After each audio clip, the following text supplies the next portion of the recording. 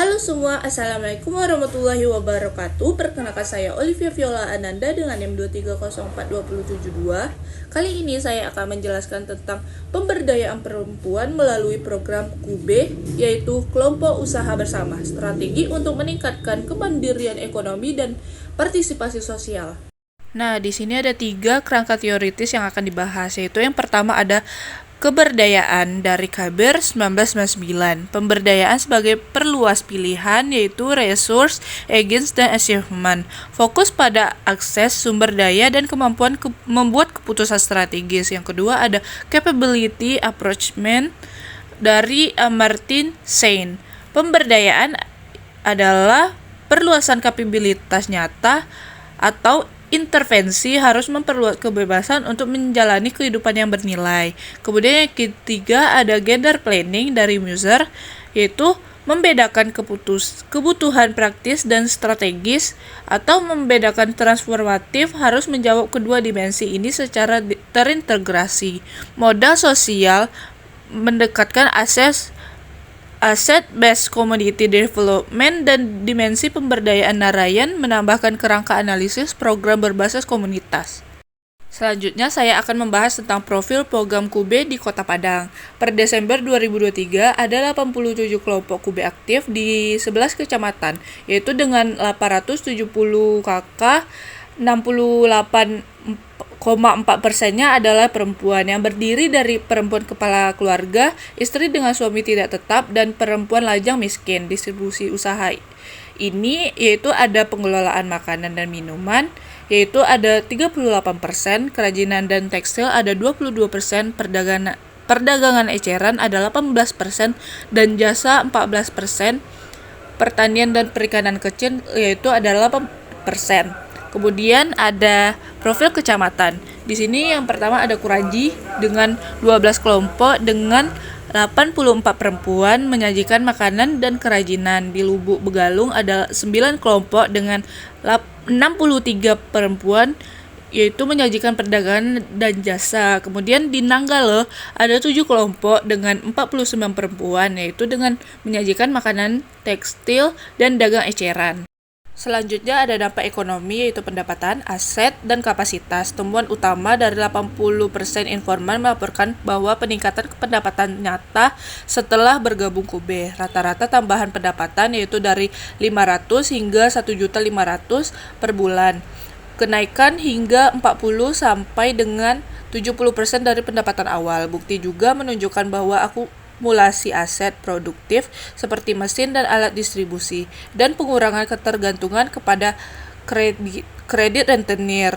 Ada 2 kemungkinan, yaitu yang pertama ada pengembangan kewirausahaan, yaitu meningkatkan kemampuan pembukuan sederhana, pemasaran dasar, negosiasi pemasok, dan orientasi kualitas produk, terbentuk mentor-mente dari komunitas praktik. Kemudian yang kedua ada tantangan keberlanjutan, keterbatasan akses modal lanjutan, integrasi pasar terbatas, rendahnya literasi digital, menghambat skalabilitas dan kesinambungan usaha setelah BLPS habis. Selanjutnya ada transformasi sosial yaitu self-efficacy jaringan dan relasi gender. Peningkatan self-efficacy yaitu pengalaman keberhasilan usaha mendorong perempuan untuk berbicara di forum publik, mengurus administrasi usaha, dan bernegosiasi dalam keluarga. Contohnya, salah satu informan kini aktif menyuarakan kepentingan usaha perempuan dalam rapat RT. Yang pertama ada perluasan jaringan. Bonding kapital kuat dalam kelompok, bridging kapital membuat akses ke institusi, pasar, dan peluang advokasi. Kemudian ada keterlibatan sipik, yaitu peningkatan partisipasi di musrenbang, PKK, posyandu, dan advokasi lewat LSM lokal. Kemudian ada dinamika gender, perubahan pengambilan keputusan rumah tangga positif bagi sebagian, namun resistensi suami dan tekanan sosial atau gosip dan komentar tetap menjadi hambatan. Beban ganda masih nyata. Selanjutnya ada KUB dan ketahanan komunitas. KUB meningkatkan ketahanan komunitas yaitu seperti kelompok dengan modal sosial dan kapasitas organisasi yang baik mampu membentuk tabungan darurat, saling tukar produk, dan membantu pemasaran saat krisis. Contohnya seperti resilient selama pandemi COVID-19. Ini menunjukkan kapasitas adaptasi yang penting di wilayah rawan bencana seperti Kota Padang. Ada diagram di atas seperti dijelaskan, yaitu ada alur dari pembentukan modal sosial, kemudian peningkatan ketahanan ekonomi kelompok, kemudian peningkatan kapasitas adaptasi komunitas terhadap guncangan sosial ekonomi dan bencana.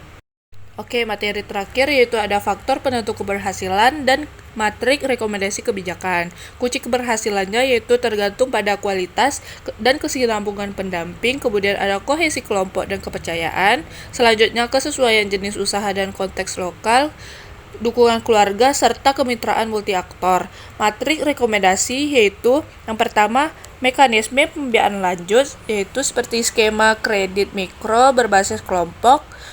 Yang kedua ada digitalisasi, yaitu platform Kube Kota Padang dan modul pelatihan digital marketing.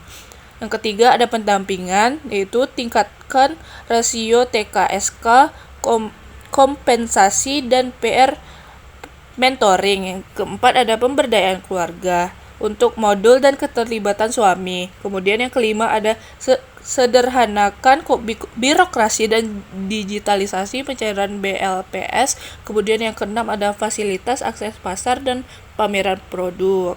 Kesimpulannya yang dapat diambil yaitu Kube di Kota Padang telah memberikan kontribusi signifikan terhadap pemberdayaan perempuan, meningkatkan pendapatan rumah tangga rata-rata kenaikan 40 hingga 70%, akumulasi aset produktif dan kapasitas kewirausahaan, self-efficacy dan ketahanan komunitas. Namun, keberlanjutan dampak masih terhambat oleh keterbatasan modal lanjut, integrasi pasar, literasi digital, dan ketidakkonsistenan pendamping dan norma patriarki. Kemudian ada implikasi praktis yaitu implementasi rekomendasi seperti kredit mikro kelompok, digitalisasi, penguatan pendamping, modul keluarga akan memperbesar potensi Kube sebagai agen transformasi sosial ekonomi berkelanjutan. Kemudian ada rencana tindak lanjut, uji model integrasi kredit mikro dan pelatihan digital pada beberapa kelompok pilot seperti evaluasi dampak longitudinal terhadap pendapatan, partisipasi publik, dan ketahanan komunitas. Mungkin itu saja yang dapat saya jelaskan. Jika banyak salah, saya mohon maaf. Assalamualaikum warahmatullahi wabarakatuh.